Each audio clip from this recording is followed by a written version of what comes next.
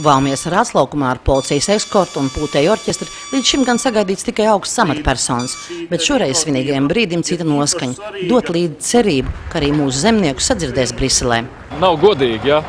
It kā vienā sistēmā kopā strādājot, mums jārēķinās ar daudz zemākiem ieņēmumiem.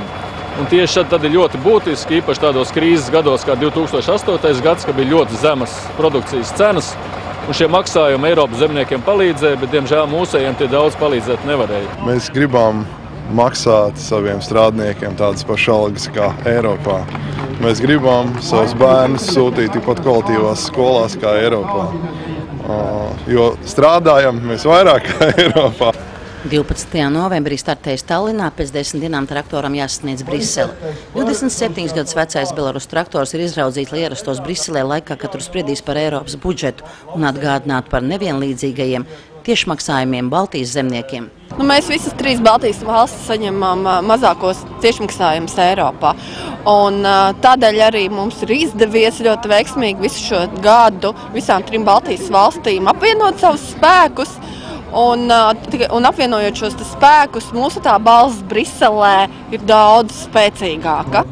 Pirms Valmieras Briseles traktors jau piestājas arī vairākās Igaunijas pilsētās, un Igaunijas zemnieki tā piestāšanas reizē dalīja arī kartupeļus un pienu.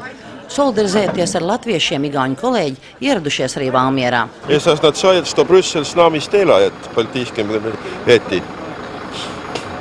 Čurā virsū latviski.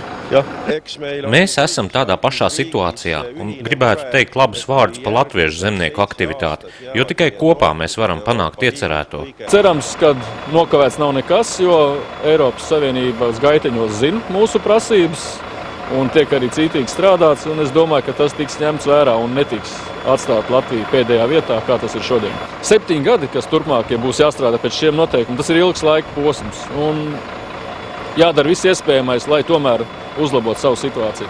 Tālāk traktoru no Valmieras vadīs Jaunpils zemnieks Kaspars Gulbis, un viņš to jau pagūs iemēģināt Igaunijā. Es jau transportēju viņu no Tallinas robežas līdz Tallinas televīzijai, un esmu jau pabraucis no tā. Regulāri ir jāiegulda darbs tehnikas apkopšanā. Un tad jau traktora atslēgas ar svinīgu vēlējumu nodots arī jaunajam zemniekam. Paldies, Jāni! Es apsološu šo lietot atbildīgi un droši nogādāt traktoru līdz pašai Briselē. Rīt Briseles traktors pirms tālākā ceļa piestās arī Rīgā Doma laukumā.